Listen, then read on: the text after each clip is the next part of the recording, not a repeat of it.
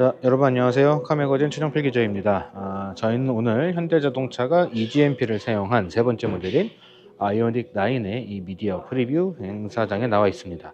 현대차하고 기아까지 합치면은 몇 가지 모델이 더 있죠. 하지만 현대차에서는 세 번째, 네 번째, 세 번째라고 하면 될 것 같습니다. 사실 EV3 때 이게 이 eGMP가 맞냐 아니냐라는 거 가지고 좀 논란이 있었죠. 그래서 이게 총 몇 번째다라고 이야기하기가 조금 애매한 게 있어요. 그런데 현대차만 두고 봤을 때는 세 번째 모델이 맞습니다. 다행인지 논란을 피하려고 한 건지는 모르겠는데, 어쨌든 그동안에는 세븐 컨셉트라고 불렸었던 모델이 이제는 아이오닉 9이라는 이름으로 출시가 됐어요.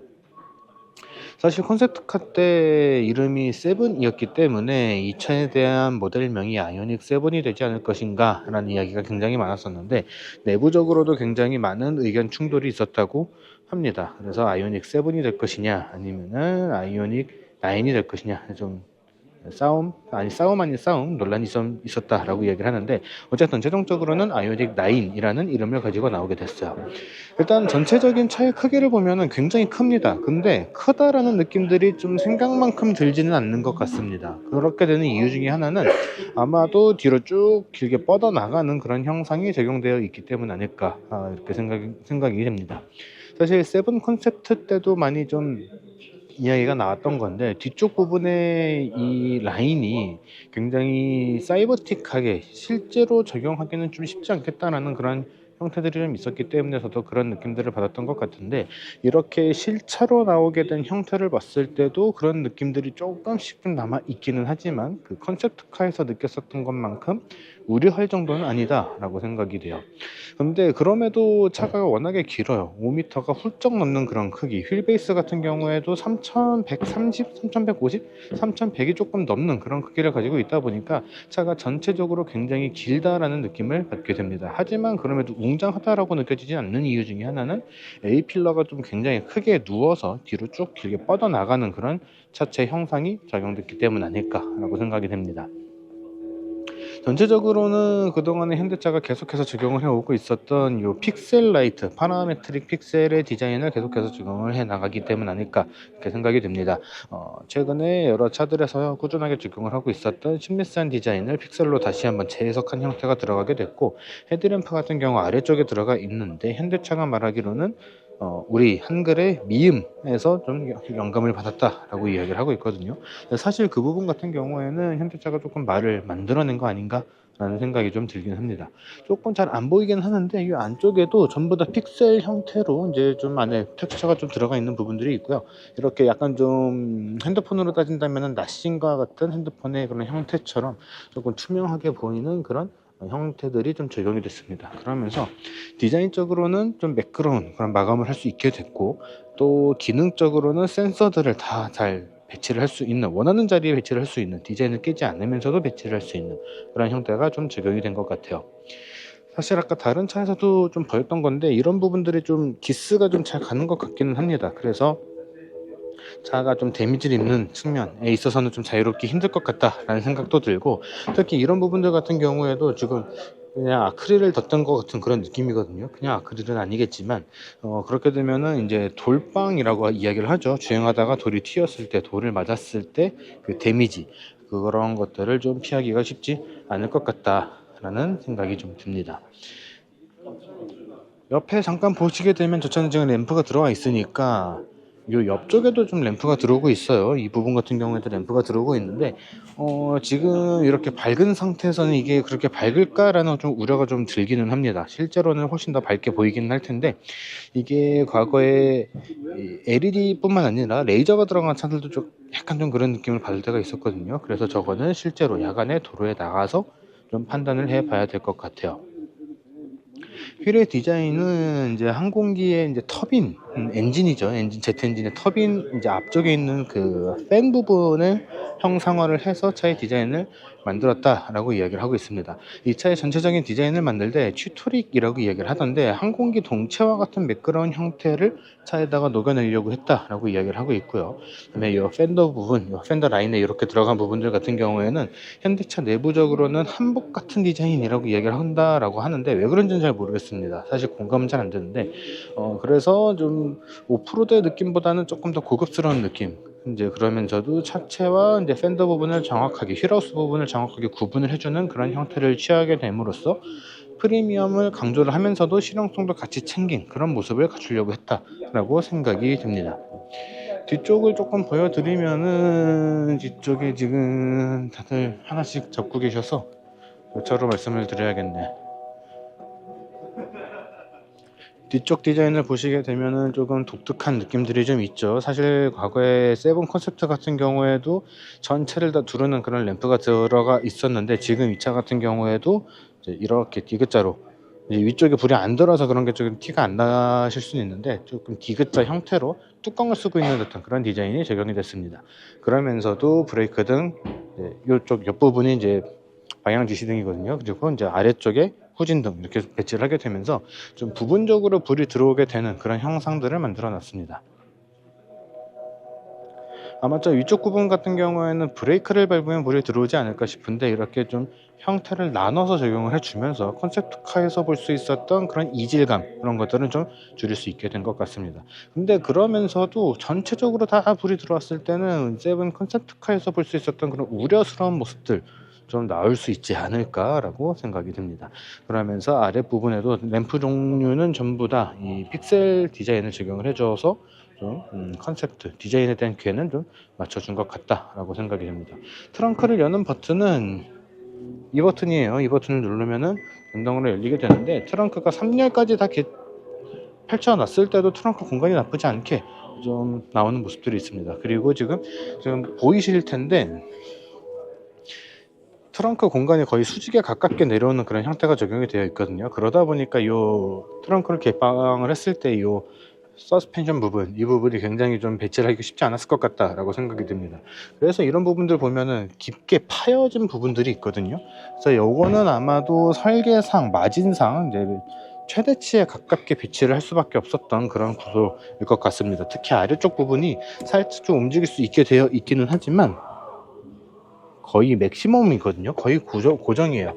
움직일 수 있다 뿐이지 완전히 열릴 수 있게 해놓은 건 아니기 때문에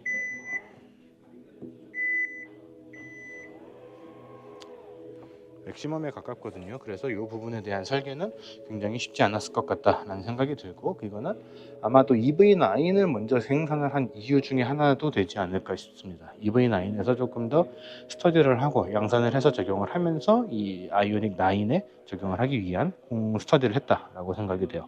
그리고 이제 트렁크 공간은 상당히 넓은 편에 해당을 하고 2열과 3열 모두 트렁크 쪽에서 폴딩을 할 수 있도록 되어 있습니다. 그래서 3열을 접어주면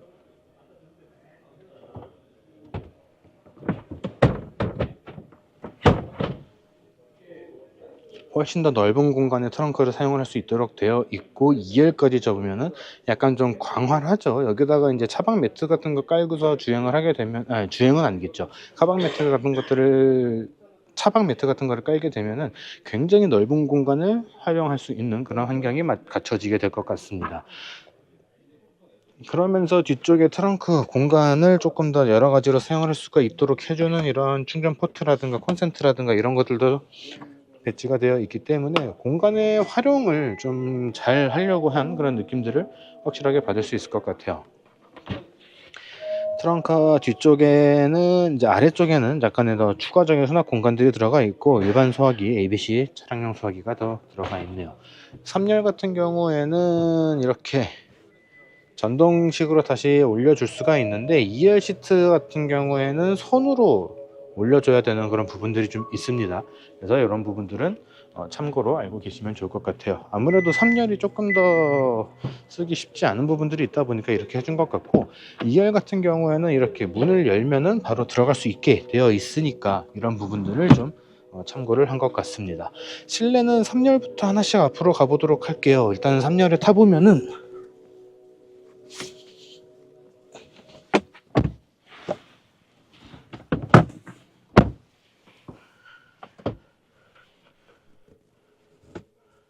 네, 매번 드는 생각이지만 제가 제 얼굴을 안 보여드릴 수도 있겠다라고 생각한 날은 꼭 얼굴을 보여드리게 되더라고요.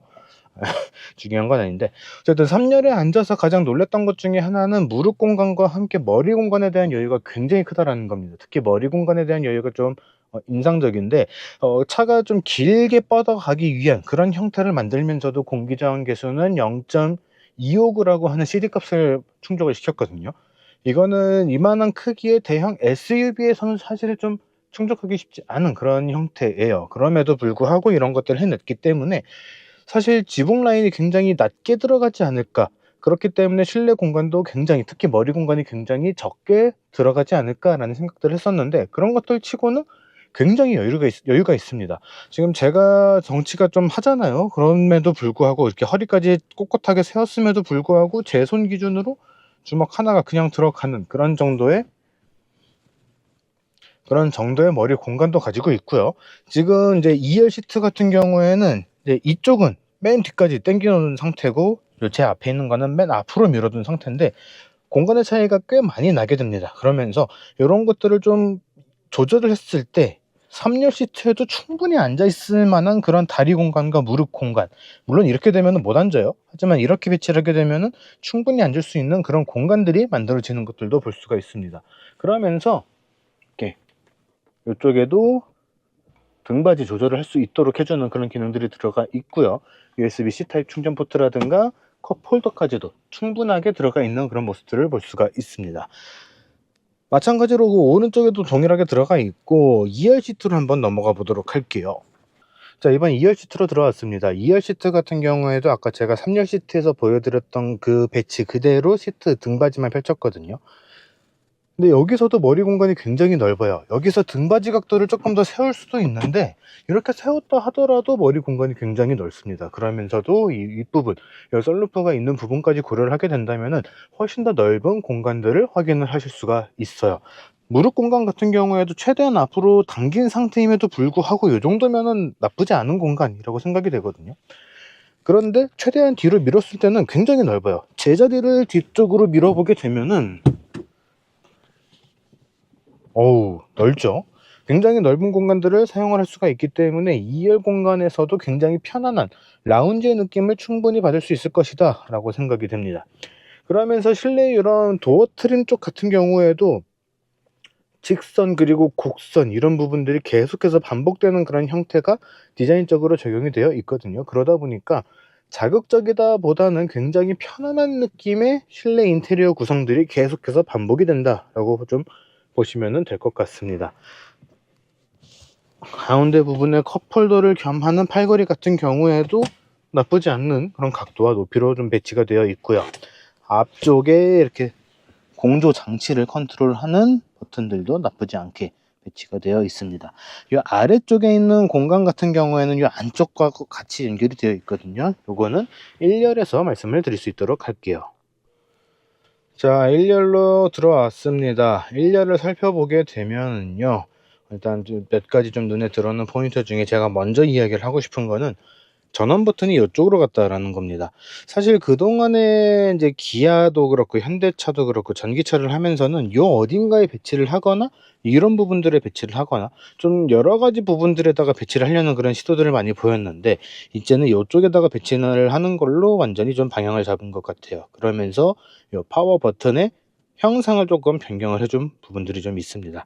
그래서 이 부분을 살짝 눌러서 전원을 켜보면은 그래픽 자체는 굉장히 최근에 볼 수 있었던 현대차 그룹의 전기차하고 유사한 형태를 보여주고 있습니다. 지금 배터리가 76%가 충전되어 있는데 최대 571km를 주행을 할 수 있을 것이다 라고 표시가 되어 있거든요. 요 맥시멈 미니멈은 이 주행 습관, 이 차가 학습되어 있는 그런 것들에 맞춰서 더 추가로 이야기를 계산이 되는 거기 때문에 지금 28km 밖에 안 탄 차예요. 그렇기 때문에 이게 학습이 되면 더 늘어날 수도 있고 더 줄어들 수도 있습니다. 그런데 얼핏 봤을 때는 한 600km는 충분히 갈 수 있는 그런 구성이 되지 않을까라고 생각이 듭니다. 그리고 이제 위쪽에 전체적으로 올라가 있는 듯한 일체형의 디스플레이가 적용이 되어 있으면서 위쪽에 이렇게 트레이와 같은 형태도 또 같이 적용이 됐어요. 차가 워낙에 크고 또 좌우로도 생각보다 많이 넓거든요. 그러다 보니까 이 아래쪽에 글러브 박스 위쪽에도 추가적인 트레이를 하나 더 만들어줬고, 요거는 이제 아이오닉 5가 처음 나왔을 때 사용이 됐던 것과 비슷한 형태의 글러브 박스예요. 글러브 박스를 열었을 때도 안쪽에 이 트레이는 그대로 유지가 되는 그런 형태를 볼 수가 있습니다. 아이오닉 5에서 적용이 됐었던 이 아일랜드 같은 경우에도 동일하게 적용이 됐는데 조금 더 업데이트가 됐습니다. 기존에는 140mm 정도가 움직였던 것으로 기억을 하는데, 요거는 안 움직이는 버전인가 보네요. 이게 움직이는 형태로 가게 됐을 때는 190mm까지 이동이 되게 됩니다. 그래서 기존보다 한 5cm 정도가 더 늘어났다라고 생각을 하시면 될 것 같아요. 수납 공간은 앞으로도 열리고 뒤쪽으로도 열리는 그런 형태가 적용이 됐어요. 열어보시게 되면은 꽤 깊은 공간들이 만들어져 있고, 이렇게 트레이를 빼시게 되면은 훨씬 더 깊은 공간. 근데 이 깊은 공간은 뒤쪽에서 열리게 되는 것들과 같이 연결이 되어 있다 보니까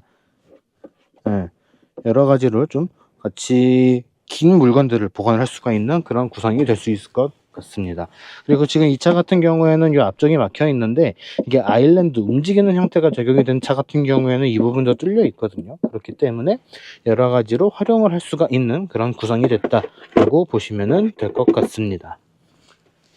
스티어링 휠의 형태는 최근에 적용이 되고 있었던 차들과 동일한 형태가 적용이 되어 있습니다. 그래서 익숙하게 쓸 수 있을 것 같고, 사실 지금 적용된 차들은 HDA2에 해당하는 기능들만 지금 적용이 되어 있는데, 아까 보여준 영상에서는 이 부분에 HDP로 추정되는 버튼이 있었어요. 그래서 이게 실제로 적용이 될지 안 될지, 혹은 해외에는 출시가 될지 안 될지는 좀 지켜볼 필요가 있긴 하겠습니다만, 아직까지는 HDA2까지만 적용이 되어 있고 HDP는 가능성으로만 남아 있다라고 보시면 될 것 같습니다.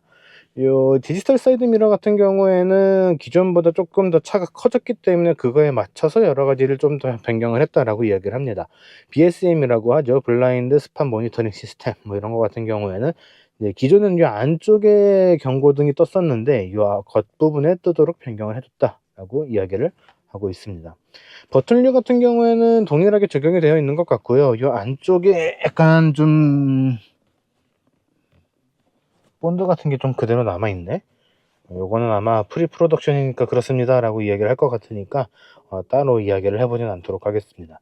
재밌는 부분은 이쪽 부분입니다. 이제 전기차가 되면서는 프렁크라고 이야기를 하죠. 프런트 수납 공간이 생기게 됐고 보닛이라고 할 수 있는 부분들이 사라지게 됐는데, 그러다 보니까 앞쪽에 있는 수납 공간을 쓰기가 좀 쉽지가 않았어요. 왜 그러냐면은 공간이 좁았던 부분도 있었고요. 저 부분을 열기 위해서는 기존의 내연기관 자동차에서는 엔진룸을 열기 위해서 했던 것처럼 그런 형태가 적용이 되어야 했기 때문입니다. 그런데 이제는 이제 전자식으로 도어를 열었던 것과 마찬가지로 아래쪽에 비상용으로 레버를 하나 만들어 주게 됐고요. 주로 사용을 하게 되는 것은 이 부분입니다. 두 번을 누르게 되면은 덜컹 하고 열리게 되는데, 실제로 쓴다라는 입장에서는 나쁘지 않게 적용이 된 것 같아요. 근데 저게 문제가 뭐냐면은 우리가 자동차 보닛을 열고 닫을 때도 아마 그런 측면들이 좀 있었을 것 같습니다. 보닛이 한 번에 안 닫히게 되면은 눌러도 안 들어가고 다시 열어줘야지만 열리게 되는 것들이 있었어요. 이것도 마찬가지로 프론트 수납 공간에 대한 이 덮개가 제대로 안 닫히게 되면은 그런 경우들이 좀 있는데, 그런 경우에는 이 버튼을 두 번을 눌러도 제대로 열리지가 않는 측면들이 있었습니다. 그랬을 경우에는 아래쪽에 저 커버를 열고 레버를 손으로 당겨서 열어줘야 되는 그런 모습들이 좀 있었거든요. 그렇기 때문에 기존의 자동차들과 마찬가지로 그런 측면에서 오류가 발생을 했다 하면은 그런 식으로 해소를 하실 필요가 있겠습니다. 그리고 지금 이 차 같은 경우에는 7인승의 이제 2열이 벤치 형태로 들어가 있는 모델이었는데, 저 옆에 6인승 모델도 있거든요. EV9과 마찬가지로 수입을에 적용된 모델이 있는데 그 차 마지막으로 보여드릴 수 있도록 할게요. 네, 스위블 시트가 적용되어 있는 6인승 모델을 보여드리려고 조금 기다렸습니다. 목화에서 한 30분 가까이 잡고 계셨어가지고 좀 비켜달라고 부탁을 드렸어요. 그래서 이제 EV9에서 좀 먼저 적용이 되어 있었던 기능이죠. 스위블 시트 같은 경우에는. 그래서 동일한 기능이 이 차에도 적용이 되어 있다라고 보시면 될 것 같고, 그러다 보니까 이제 스위블을 하기 위해서는 등받이가 바깥쪽으로 돌려야지 돌아가게 되는 그런 모습들이 좀 있습니다. 만약에 아이가 있으셔서 이제 카시트를 더 추가로 장착을 해야 된다라고 하시는 경우에도 요즘에 카시트가 돌아가는 경우들도 있어요. 많이 있는데 이 차를 선택을 하시게 되면은, 그러니까 스위블 시트를 선택을 하시게 되면은 이게 완전히 돌리는 거 말고 90도만 딱 옆으로 돌릴 수 있게 해주는 그런 기능들도 들어가 있거든요. 그러다 보니까 그런 것들을 선택을 하시면 카시트를 조금 더 저렴한 거를 살 수 있는 그런 느낌들도 좀 받을 수 있지 않을까 싶습니다. 그렇게 되면서 이제 앞뒤 뒷좌석에 사람을 태우는 것도 조금 더 쉽게 할 수 있을 것 같고, 또 이렇게 스위블로 했을 때도 괜찮은 그런 공간들을 같이 누릴 수 있는 그런 효과들을 볼 수 있을 것 같습니다. 사실 3열의 시트가 등받이 각도 조절은 돼도 앞뒤 슬라이딩은 안 되기 때문에 이런 것들 2열과 3열을 좀 같이 조합을 해서 공간을 만드셔야 되는 그런 측면들이 조금 있어요. 그렇기 때문에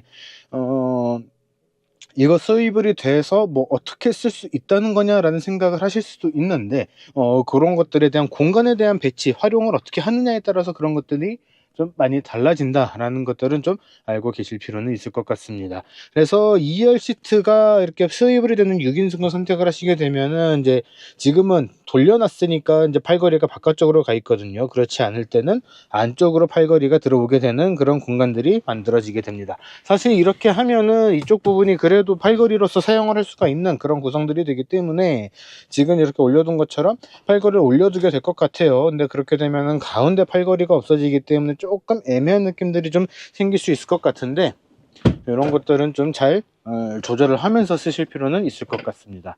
그리고 아까 말씀드렸던 그 아일랜드 아이오닉 5에서도 적용이 되어 있었던 건데, 이 아래쪽에 수납 공간이 들어가 있어요. 그래서 요거를 이 앞쪽으로 열리는 이 공간을 사용을 해서 보실 수가 있게 되고, 안쪽을 열게 되면은 저 안쪽 깊숙이까지 더 추가적인 공간들이 들어가게 됩니다. 그래서 2.0으로 다이나믹 아일랜드 2.0으로 바뀌게 된 이런 부분들이 나쁘지 않게 사용이 될 수 있다라는 거, 그렇게 되면서 같이 보셔야 되는 것 중에 하나가 이게 앞뒤로 움직인다라는 거였죠. 아까 못 보여드렸었는데 이 아래쪽에 버튼이 있습니다. 누르고 당기게 되면 최대 190mm가 이렇게 앞뒤로 움직일 수 있게 되기 때문에 운전석과 조수석의 연결성이 조금 더 좋아졌다라고 생각을 하시면 될 것 같아요. 그리고 이제 이 아래쪽에 추가적인 수납 공간도 들어가 있게 됐고요. 이 위쪽에도 수납 공간들이 들어가게 됐습니다. 그리고 이제 다른 차들에서는 보지 못했던 구성인 것 같은데, 이쪽에 파워 아울렛, C가잭 파워 아울렛이 있는 것들과 더해서 3개의 USB-C 타입 충전 포트가 들어가게 됐습니다. 요건 좀 재밌는 포인트인 것 같아요. 맨 왼쪽은 데이터만 들어가게 되는 거고, 오른쪽은 충전이 같이 될 수 있는 건데, 양쪽에서 합쳐서 맥스 100W라고 되어 있습니다. 한쪽만 연결하면 한쪽에서만 100W가 아마 출력이 될 거고, 양쪽을 두 개를 동시에 물리게 되면은 최대 50, 50씩 나눠서 출력이 전달되지 않을까라고 생각이 됩니다. 사실 좀 전기를 많이 쓰는 노트북이라고 하면은 맥북을 이야기를 할 수 있을 것 같은데, 맥북 같은 경우에도 한 60W 내지는 80W 정도 되면은 좀 센 충전기, 센 용량이라고 이야기를 하거든요. 근데 그것보다 훨씬 센 용량을 제공을 하고 있으니까 이 차가 가지고 있는 V2의 기능은 훨씬 더 강화가 많이 되어 있다라고 보시면 될 것 같아요. 아이오닉 9을 보면서 좀 재밌다라고 생각이 됐던 포인트인데, 샤크 안테나가 없어요. 라디오나 그런 것들을 수신할 수 없다라는 건 아니고 다른 곳에 다 숨겨놨다라는 이야기가 되는데, 이 차를 디자인을 하면서 마무리 패키징을 하는데 굉장히 신경을 많이 썼다라는 이야기가 될 수 있을 것 같습니다. 지금 이 차만 지금 다른 휠이 적용이 되어 있는데 타이어는 다 동일했던 것 같아요. 미쉐린의 프라이머시 투어 타이어가 장착이 되어 있거든요. 사이즈가 상당히 큰 편에 해당을 하는데, 사이즈를 확인을 하면은 285-45R21로 되어 있습니다. 그리고 지금 이 차 같은 경우에는 컬러도 굉장히 독특하죠. 그렇기 때문에 이 차가 그동안에 EV9이 이뤄내지 못했던 것들, 물론 EV9이 국내에서만 좀 죽을 쓰고 있고 미국 시장에서는 굉장히 좋은 성과를 내고 있기는 합니다만, 국내에서도 좋은 성적을 낼 수 있을지는 좀 기대를 해볼 필요는 있을 것 같습니다. 그래서 전기차 시장이 이제 좀 새로운 돌파구 혹은 새로운 시도가 필요한 시점이 됐거든요. 그런 것들을 잘 해낼 수 있을지를 좀 사활을 건 그런 모델이 되지 않을까라고 생각이 됩니다. 웬만하면은 조금 잘 극복을 해낼 수 있었으면 좋겠다라는 생각이 드는데 이 차가 공식적으로 출시되고 생산이 되고 판매가 되는 거는 아무래도 내년이 될 것 같거든요. 내년에 전기차 시장이 어떻게 될지 한번 유심히 지켜볼 필요는 있을 것 같습니다. 자, 이번 영상은 여기까지고요. 저희는 또 조만간 다른 영상으로 돌아올 수 있도록 하겠습니다.